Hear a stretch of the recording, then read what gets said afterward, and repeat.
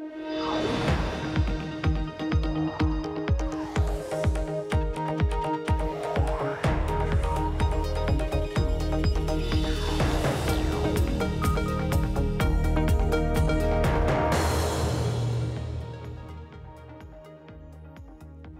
Emily Chang in San Francisco, and this is Bloomberg Tech.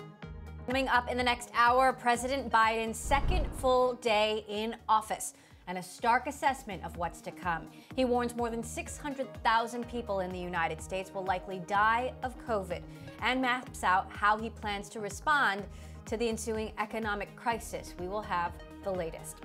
Plus, the second part of our interview with San Francisco Mayor London Breed. As tech workers and companies leave the Bay Area for Austin, Miami, and beyond, don't call it an exodus just yet. She makes the case for staying put.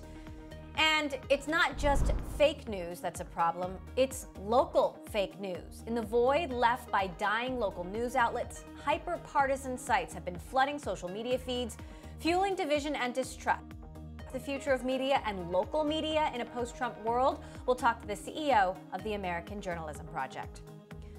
All those stories in a moment, but first, U.S. stocks slipping from records as investors grow a bit anxious that the virus will hamper growth for longer than expected, and Democrats may struggle to get a nearly $2 trillion spend through Congress. Our Ed Ludlow has been following the markets all day long. Ed, walk us through the day. Yeah, and add to those things, Emily, the consideration of a potential new coronavirus strain in the UK being linked to a higher mortality rate. A lot for the market to take on board. It's been an exuberant week, for want of a better expression, and maybe the equity market at least taking its foot off the gas a little. The S&P 500 down by around 0.3%. The Nasdaq 100 down by around 0.3%, but still had its best week since early November, up 9% this week. As I said, tech has really been an outperformer all throughout inauguration week. It's where a lot of money's been going to, and it's those big names, the FANGs, that have been one of the drivers. Flat in terms of the NYSE FANG Plus Index on the day, but a lot of literature out there effectively. We're on the eve of earnings season for the big tech names, Facebook, Apple, Amazon, Alphabet, and Netflix having already gone. And there's some optimism now that we might see some outperformance in those big names as well. I want to turn my attention to the semiconductors, though, because there it is a very different story. The Philadelphia Semiconductor Index down by 1.8%, and it's all about Intel, as you know, Emily, because we've discussed it. Earnings on Thursday, a bullish forecast for the coming quarter, but the new CEO, Pat Gelsinger, sticking to the company's guns essentially and saying that they will continue to manufacture chips in-house. There was some reporting to suggest that they were in talks to outsource chip production like the rest of the industry is doing, but that's not the case. They say they'll do it most of it in-house. That might be why you see Taiwan Semiconductor down by almost 4%, because one of the working theories of the market was that Intel would outsource some of that production to TSMC. Not the case. Advanced Micro Systems, one of the devices, one of the gainers, because it is a competitor of Intel. So all in all, while this Philadelphia Semiconductor has been an outperformer, not really the case as we end this week, Emily. All right, Ed, thank you so much. We'll have more from you, Ed, next week. Meantime, President Biden has issued a flurry of executive orders in his first 3 days in office, raising questions of both policy and politics. Joining us now, Bloomberg's Laura Davison from D.C. Obviously, President Biden getting straight to work on some really big challenges facing the country and his administration. You know, highlights of the actions that he has taken in the last 48 hours? So what he has done, he's really dumped into 3 or 4 different buckets here. One is looking at the health crisis, looking at coronavirus. This is, kind of turbocharging vaccine production and distribution, PPE production, putting in that mask mandate on federal property and for federal employees. He's also looking at he has also done a bunch of environmental things. This is, rejoining the Paris Environmental Accord, as well as undoing several things that the Trump administration put into place, also freezing some leases for oil and gas drilling. On the economic side, he's looking at speeding up the stimulus payments that have already been approved by Congress. There still could be yet another round that Biden has proposed, but Congress has yet to approve that. He's put in eviction moratoriums, extended those, and also looking at student loan payments as well. So there's he frames it as sort of attacking all these different crises. The fourth one he's looking at is also immigration. So he's done several things there in terms of rolling back the Muslim ban, rolling back some of the things that that President Trump did that Democrats don't like.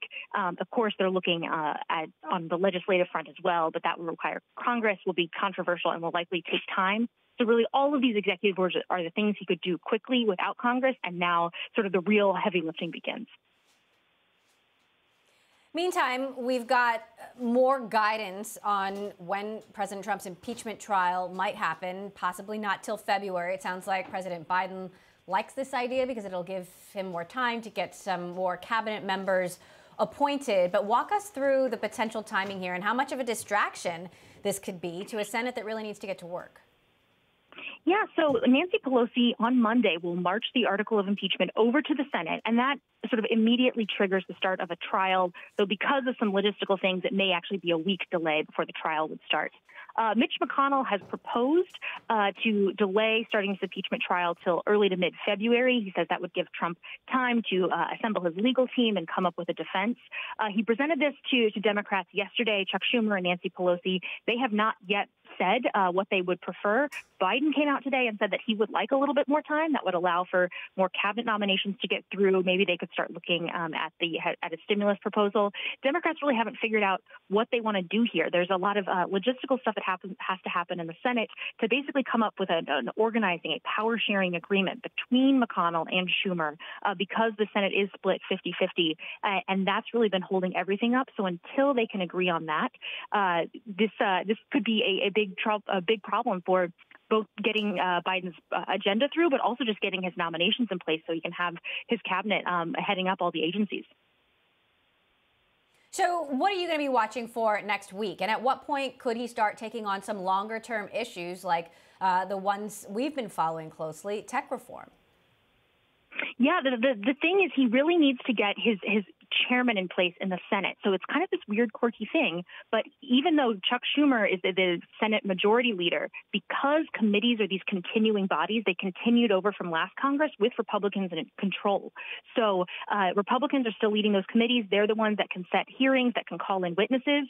Until that happens, Democrats can't move anything without Republicans getting on board. So once they get that agreement between McConnell and Schumer, that's when Biden can really begin the heavy lifting and start considering legislation and having hearings and actually moving things through the legislative process. All right. Bloomberg's Laura Davison in D.C. for us. Laura, thank you so much for that update. Much more to come, of course. Coming up, my conversation with San Francisco Mayor London Breed on how she is working to bring the city back, she says, better and stronger than ever. That's next. This is Bloomberg.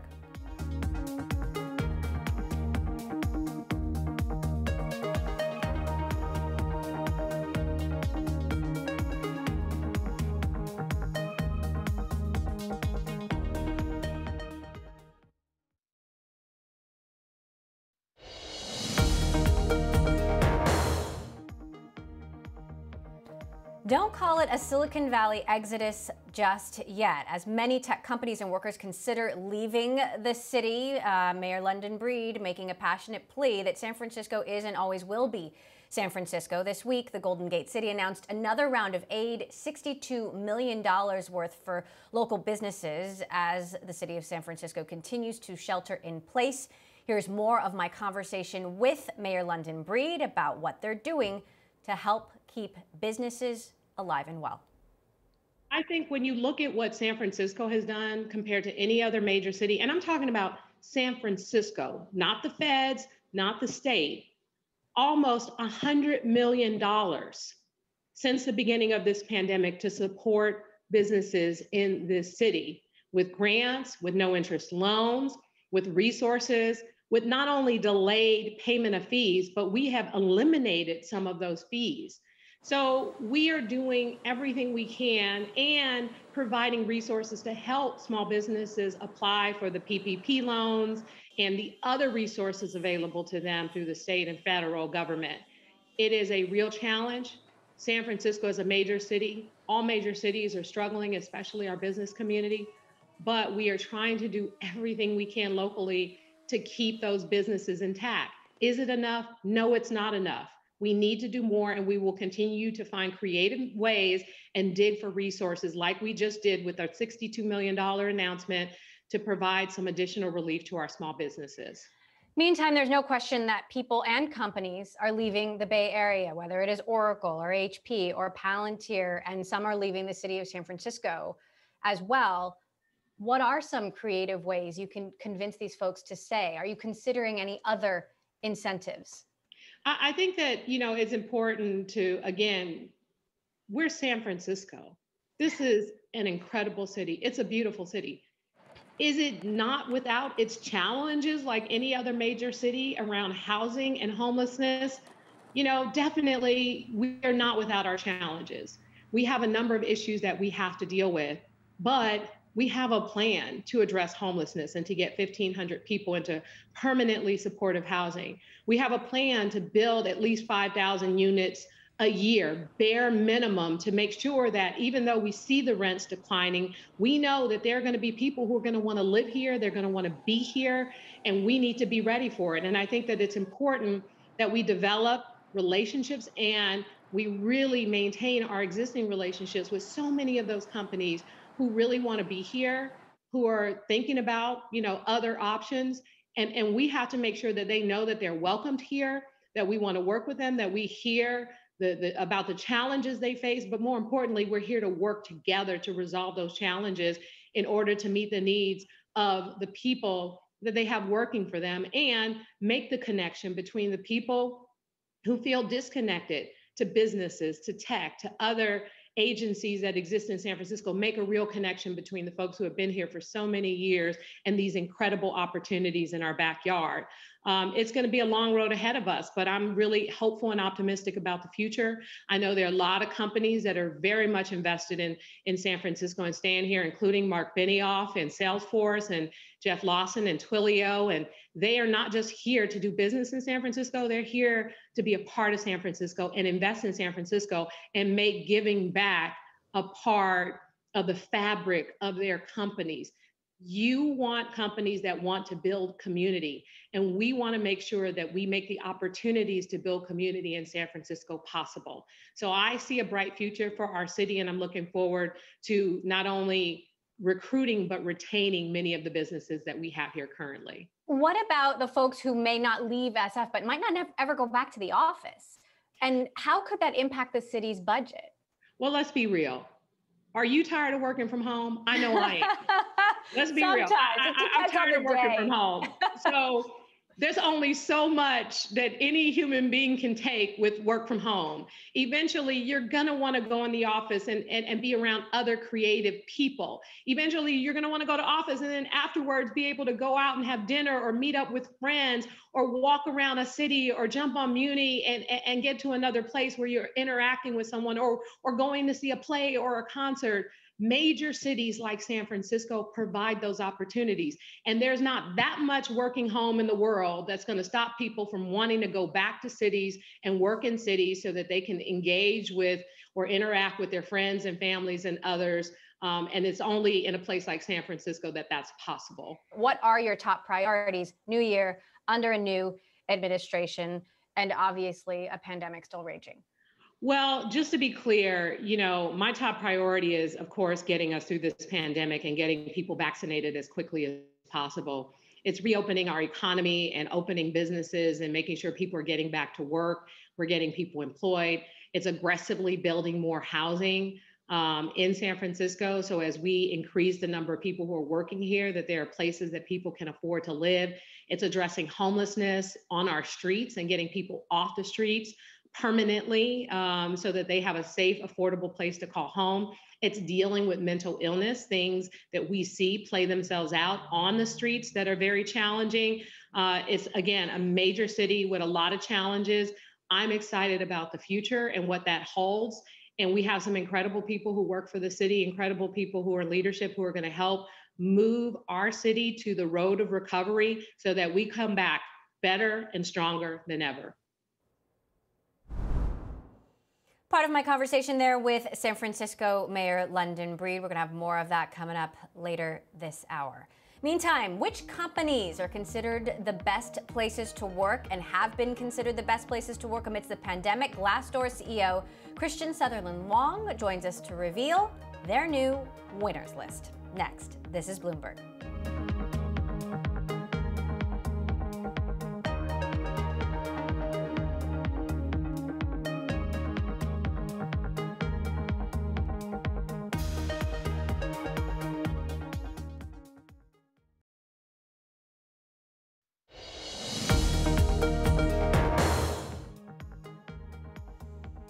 Businesses around the world have been hit hard by the pandemic, but many of them have shown that even in challenging times, they've been able to provide employees with outstanding support.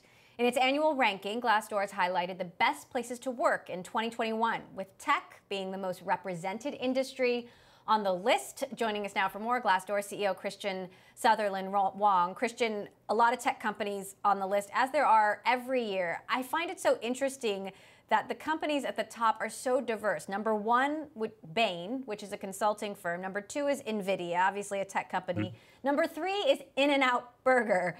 What do all three of these companies have in common?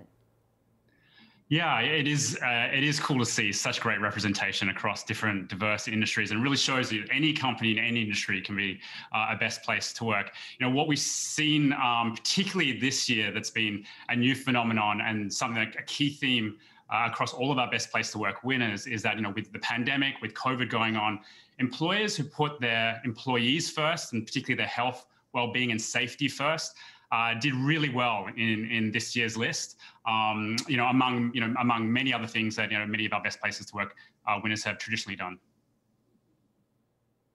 Talk to us about the tech companies on the list. 28 tech companies in all, which is quite a showing. And obviously, you know, a number of tech companies perhaps already had the infrastructure to allow employees to work from home and give them the resources that they need. But what do you think is driving that? Yeah, it is one of the most interesting things we've seen this year in this kind of resurgence of tech in our listings. Last year in the top 10, there weren't any tech companies in the top 10. This year, almost half the top 10 were tech companies. And I think, as you mentioned, you know, one thing that tech companies did particularly well, particularly in a time of COVID, was many tech companies did put their workers first. They had the ability to send their workers home early, to provide more flexibility to their workers, and that's paid off. And the employees, for the most part, have really appreciated this, of feeling like they've been looked after by their tech companies. They appreciate that many tech companies have done well business-wise during this period, and so as a result, I think that's why we're seeing such great representation. That said, employees of tech companies have become more outspoken, I believe, than ever before. And Google is number 6 on your list. But earlier this year, you had employees decide to form a union to protest and critique some of the broader policies at the company. What do you make of that? Yeah, it'll be interesting to see how this emerges. You know, to date, we haven't seen a ton of chatter on Glassdoor from employees of Google talking about the unions. And I think, to put things in perspective, the union is still a few hundred employees, you know, in an employee base that's over 100,000. But it will be interesting to see, you know, how this influences the broader employee base over time. And I would expect that sentiment to be brought to Glassdoor's platform when it comes to Google's reviews. Are there any trends that you see this year that have surprised you? I think the most interesting thing is just the vast impact in COVID. So one area around being employers who are very proactive in looking after employees. Another thing we saw, again, related to the pandemic and the work from home environment, is that companies who were part of the response in some form also did well. So, you know, outside of tech, we saw a lot of healthcare companies really doing well on this year's list. So Pfizer, you know, made best places to work, and, you know, of course, they've gotten a lot of attention for being part of the vaccine. And then you have, you know, Zoom and Slack, you know, companies have been a major part of getting us all to be productive during this time, also doing really well on this year's list. So, you know, the pandemic had a big impact in this year's best places to work rankings. So by looking at this list, what can other companies, perhaps those who aren't on it, take away in terms of how to better improve the experience at their own companies? Yeah, you know, traditionally we've seen it for the last 13 years, and it was still true this year. You know, companies that do a few things right. First is being very mission driven, giving their employees a kind of a greater purpose for what they do in their job is really important. Companies who provide career opportunities for their employees and really thoughtful around how they can progress their employees' careers, do well. And then last but not least, companies who have strong leadership who lead with transparency and in times of crises, lead by putting their employees first. These are the types of things that really distinguish the best places to work winners from other companies who don't make the list. And remind us how these lists are put together. I mean, you are sort of reliant on the number of employees who choose to share their reviews with you. How are you going to be working to continually improve your product and the authenticity of the opinions that essentially you are consolidating? Yeah, we are the world's #1 platform when it comes to workplace transparency. And as we think about where our product direction is going, we're doubling down on helping people ultimately find a job and company they love and answering the questions they have on what's it really like to work there, what we get paid. And there's just so many questions that people today still want to know what it's like to work at a company that's really hard to find out if you're outside the company. And so we're really, really focused on that. We're really, really focused on the authenticity of our reviews. We take that's paramount for us. At the end of the day, the value of Glassdoor is only valuable if our reviews are authentic. And so we put a lot of focus on making that so. And so, as you think about where we're going with our product, you're going to see a lot more from Glassdoor when it comes to helping people ultimately find a job and company they love through transparency to what it's like to work at a company. And have you taken any tips from some of the reviews in improving your own company? Yeah, it's been a wild ride even for us as a company. We've tried to follow best practices, internally of also looking after our employees. We're also currently work from home. I'm working from my home right now. And really putting employees first and realizing this is a kind of a pretty stressful time as people juggle both their work priorities and their family priorities. And so being more understanding as an employer is something that's we're really thoughtful about as well. All right. Well, from my studio basement home to you and yours, thank you so much, Christian, for joining us. Christian Sutherland-Wong, the CEO of Glassdoor. Appreciate you stopping by. All right, coming up, big tech earnings season underway with Netflix already reporting its results, Apple, Facebook out next week. What to expect from those reports next. This is Bloomberg.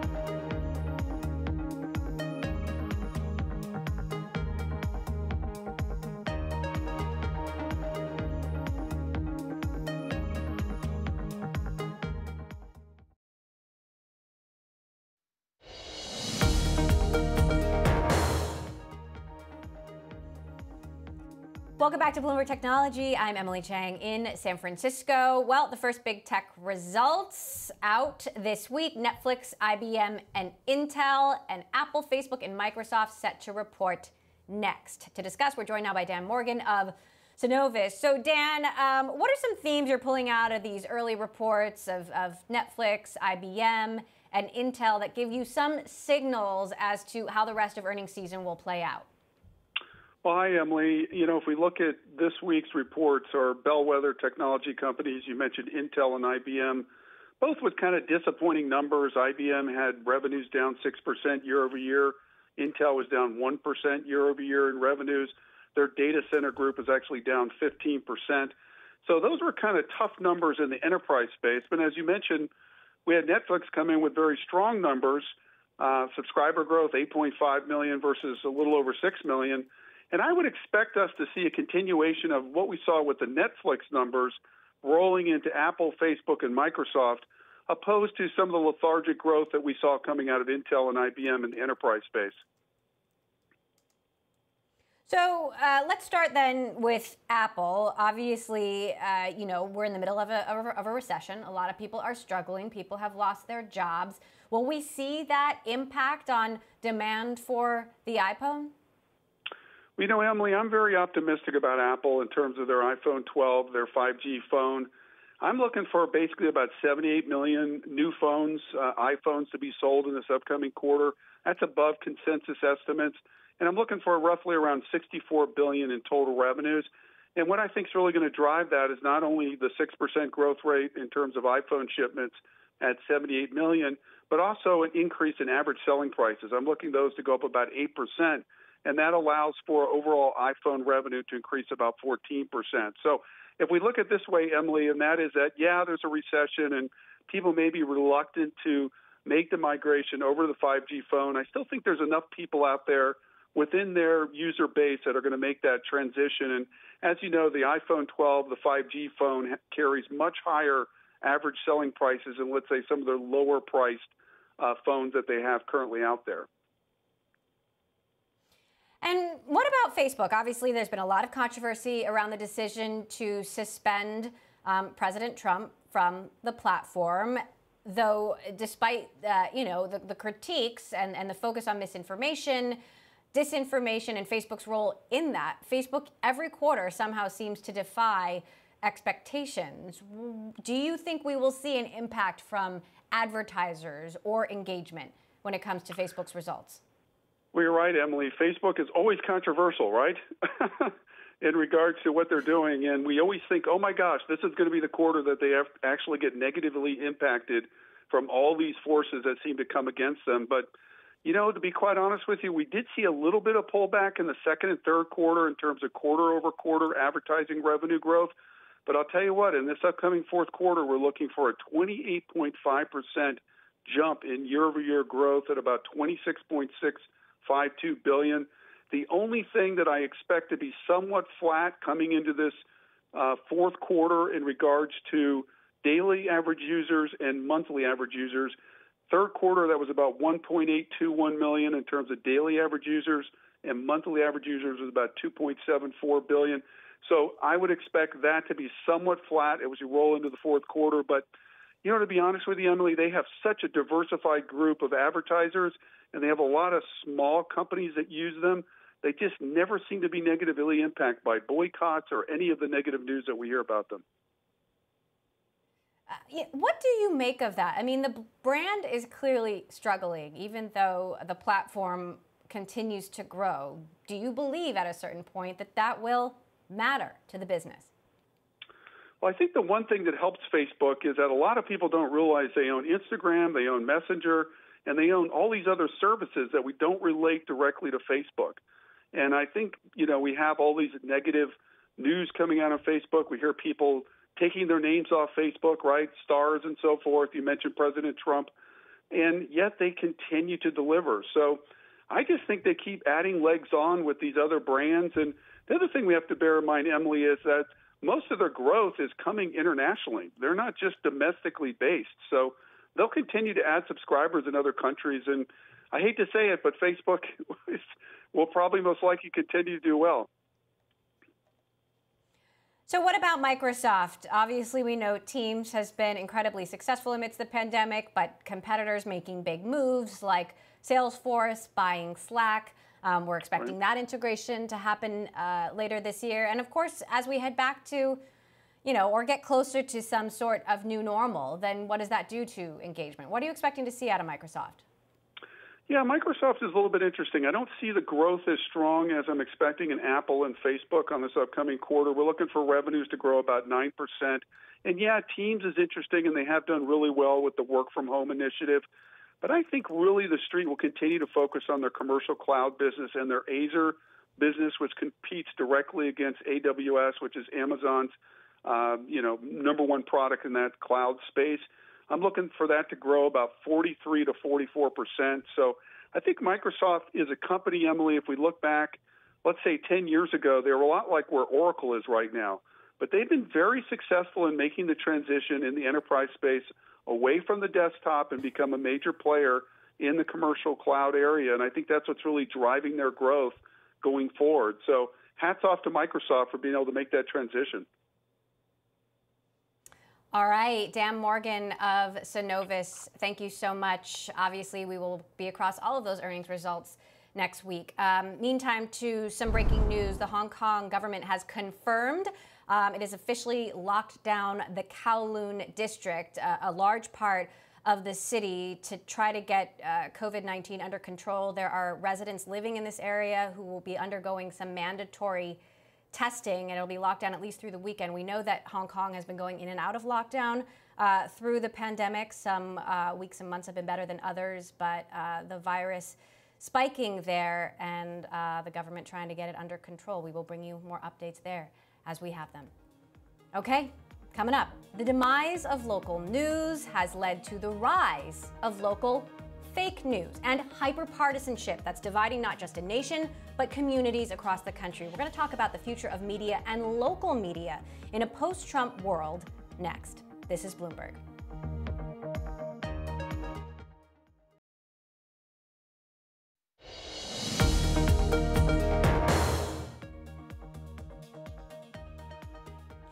At the same time that fake news and misinformation have run rampant and festered online, legitimate local news outlets have been dying a slow death. In the void left by local news, local fake news has poured into social media feeds, creating even more disinformation, division, and distrust. The same partisanship that plagued the U.S. presidential election impacted local races across the country, meaning it's not just a nation that needs to reunite, but cities, towns, and communities. Joining me now, Sarah Beth Berman, the first CEO of the American Journalism Project, an organization that's fighting to support and save local news. Sarah Beth, thank you so much for joining us. So the Trump story so consumed national media that I think a lot of folks didn't realize what was actually happening in local news at the same time. How has local news evolved through the Trump years? It's not going well, Emily. Frankly, local news is in crisis. And it's not because people don't want local news. In fact, people really do want local news. But the rise of the internet has meant that the business model of local news has been completely disrupted as advertising, which was the primary source of revenue for local news, has moved online. And what that means is that throughout our country, papers have closed. At the beginning of 2020, there were 1,800 communities that had had a local paper in 2004 and did not in the beginning of 2020. And that has only accelerated during COVID-19. And, it can be easy from afar to just say, like, this is the normal rise and fall of an industry. But in fact, the implications are really dire. Communities across our country have no idea what's going on in their communities. And the data shows it has real implications on our political culture. So when a local newspaper goes away, we find that voter participation drops. People are less likely to go vote because they don't know about who the candidates are, what the issues are. Government waste increases. Reporters are not showing up and holding government lawmakers accountable. And that means government waste increases. And really importantly, polarization increases. What the data has shown that when a local newspaper goes away, voting patterns become much more polarized. Now, part of the problem, Sarah Beth, is that this is all happening also as social media has become even more powerful. So the less local news, the more local fake news, the more local fake news you're seeing in your social media feeds. What are some real world consequences of this that you've seen across the country? Yeah, Emily, I mean, you've talked about disinformation. Disinformation is really the weeds that are growing up in the empty lot that has been left by the decline of local news. I mean, we saw on January 6th the real implications of the spread of disinformation. The people who stormed the Capitol on January 6th, they were operating in an entirely different reality than those of us who watched those images in horror. And so then the question you have to ask is, how do you begin to build back a shared reality?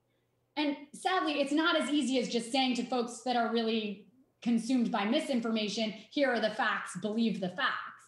In fact, what we need to do is really build back trust in the media. And that is going to happen in local communities. The data shows people are far more likely to trust their local news. And frankly, it makes sense. Humans build trust through relationships. And with your local news, you feel you have a relationship. You may know a local reporter, or you know the the stories they're writing about. You can judge whether or not they're factual and accurate because you patron that business or that store. You send your kids to that school system. So what exactly is the American Journalism Project then trying to do? I mean, these organizations rely on funding. I mean, is it down to the generosity of a few wealthy benefactors, or can they actually create sustainable business models? Yeah, for all the doom and gloom I've just gone through, there's actually some really, really promising new generation of news organizations that are finding a new business model. Many of them are nonprofit business models. They are powering their newsroom, supporting their newsroom through philanthropy, through small dollar reader revenue, yes, through some advertising revenue, through events. We're investing in these new generation of newsrooms and helping them build the revenue capacity to support the journalism. We are seeing these new news organizations across the country, from Vermont to Wyoming to Mississippi.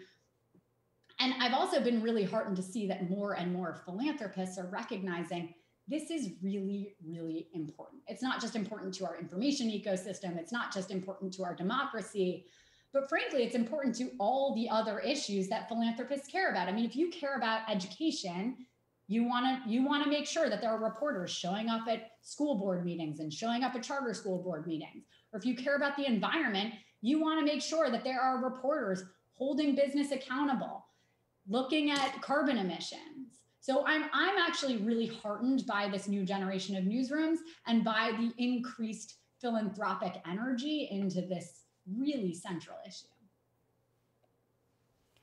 All right, well, appreciate the work that your organization is doing, and certainly will continue to follow. Sarah Beth Berman, CEO of the American Journalism Project, thank you so much for shedding some light on what's happening in local news. Well, California Governor Gavin Newsom has gotten a lot of pushback recently about his leadership and the safety-first approach to containing the pandemic. The governor has been targeted in a recall effort and blamed for the economic downturn caused by the lockdown and the restrictions. I asked San Francisco Mayor London Breed for her reaction to the backlash and whether it's warranted. We got to take this into perspective. This is a global pandemic, and none of us could have predicted that we would be shutting down major cities or even the state. Who would have thought that that would have been possible? And so I think that what we are trying to do with the resources that we have available and the bureaucratic system that we work within, we're trying to manage this crisis and deliver for the people that we're here to serve. And so that can be challenging when you can't control every dynamic of what happens during this crisis. When you think about it, you know that San Francisco was one of the first cities to shut down at the beginning of this pandemic. And the fact is, when I made that decision, I didn't completely understand how COVID would impact our city. I didn't understand completely how long we would be shut down. I just knew that based on the data and based on the information we had, I had to make a decision that we knew could possibly save lives. And that is what we did. And so as time has gone on, we had to set up from scratch a testing system to address the challenges and the inequities that we saw in the Latino community. We had to do that from scratch. We didn't have a lot of support and leadership from the federal government. And so just when you think about a number of leaders in this country, both mayors and governors, we are doing the very best we can. And in California in particular, the wildfires, the pandemic, the economy, the challenges, all of those things are really tough, and we have hard decisions to make. And our economy is suffering, but we also have to think about the lives that we are here to save as the priority, even though we know this is going to be a tough road ahead for our city and our state, but we're doing the best we can. Now, I know you expressed disappointment that Governor Newsom didn't appoint a woman of color to fill Vice President Harris's spot in the Senate. He appointed Alex Padilla instead. There's now a new effort and new momentum behind an effort to recall the governor. What's your response to that? Well, my response is, do I think the governor should be recalled? No. Do I think that he's doing a good job in trying to manage this crisis in California? Yes. And we are working closely with him to do that. The fact is, you know, when you're in positions like this, you're going to make decisions that some people are going to agree with and some people don't. You know, as an African-American woman, you know, to see Kamala Harris get sworn in as VP was a very emotional thing for me because I felt like I was being seen and I felt like I was being heard and I felt like I was represented. And it was just heartbreaking that there isn't not one African-American woman in the Senate. But I want to be clear, Alex Padilla, first Latino senator from the state of California, that is also significant. And he was sworn in yesterday, and I know he's going to do a great job serving the state of California. But I do think we have a lot of work to do, not just in California, but in this country, as it relates to supporting and supporting African-American women and providing the opportunities for us to serve. I'm so privileged to serve as mayor of San Francisco. I was born and raised here, and I'm grateful to the voters who made the decision to put me in a position like this. And I carry a lot of pride with that. And I know what it means, not just to African Americans, but what it means to young girls who believe that they see themselves in these arenas. That is so important. And that's, you know, it happened, it's done. It was a disappointment. But out of that disappointment has come an opportunity, and I'm looking forward to working with Senator Padilla and our continued work with the governor. San Francisco Mayor London Breed there. You can catch the full wide-ranging conversation at Bloomberg.com. All right, coming up, a lighter Apple laptop and a virtual reality-focused headset will bring you the latest from the Apple product front next. This is Bloomberg.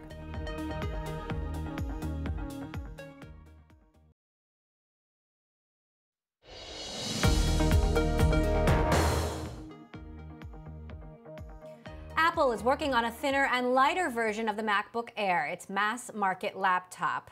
Bloomberg has learned the new computer could be released during the second half of the year earliest. Apple is responding to some criticism from loyal users, and the new device will include the MagSafe charging technology, as well as the next-generation version of the company's in-house Mac processors. To discuss, we're joined by Bloomberg Tech's Mark Gurman. Who else? Mark, you've had quite a week reporting on what's to come for Apple products over the next few months. Let's start with laptops. What do we need to know?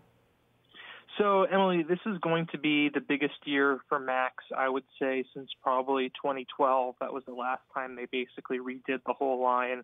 So they're working on a number of new Macs for this year. The three big ones are the MacBook Air you mentioned. This is going to be a thinner, lighter version with the magnetic charger, new processors and ports and such. There's going to be a revamped line of 14 and 16-inch MacBook Pros with faster chips. And a lot of pros are excited about two things happening with that MacBook Pro. One, the touch bar is going away. That's the touch screen on the top of the keyboard of some of the more recent models. People really just didn't enjoy using that. And then the other thing is the SD card slot will be returning. That's the port on the side, on the right side, where you can insert a camera, memory card. And then third are new iMac desktops. That's going to be the first redesign to their desktop since 2012. Also, new Mac Pro and a new half-sized Mac Pro are in development too. So this is going to be quite the year for the Mac.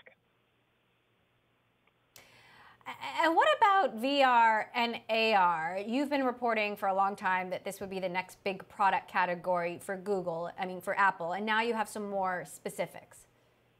Yeah, we are getting closer. I think this is something we've been talking about for 4 or 5 years, which makes sense given how long these products are in the oven. The first product they'll be launching in this category is a virtual reality focused headset as early as next year. It'll be very much gaming, video, communication focused. The big thing here is that it's going to be extraordinarily high end. I believe it's going to be 3 to 4 times the price of the Oculus, which is Facebook's VR headset. Obviously, it'll probably also be 3 or 4 times as powerful, if not more. And this device is going to be a precursor to a future pair of augmented reality glasses, which are designed to look like normal eyeglasses but have AR functionality. So lots to come down the road, but this is going to be, a few more years before we really see the fruits of this. And before the end of this year, I assume we're going to see some more iPhones. There was a big redesign last year. So what are we likely to see this year? Yeah, you can bet everything on that. There's going to be a new iPhone, per usual, hitting in the fall. Like you said, big redesigns last year. So the big thing this year is going to be an in-display fingerprint sensor, basically the same Touch ID you had before. Instead of being in the home button, it's going to be in the screen itself. This is something a few Android phones have had for quite some time, but now it'll be coming to Apple as well. Obviously, in an environment where people are wearing masks or hopefully wearing masks, much easier to unlock your phone versus Face ID. All right, Bloomberg Tech's Mark Gurman. We'll keep watching your scoops as they continue to roll out. Thank you, as always, for your reporting and that update. And that does it for this edition of Bloomberg Technology. Stay tuned for Wall Street Week, hosted by my colleague, David Weston. That is coming up next. Have a wonderful weekend, everyone. This is Bloomberg.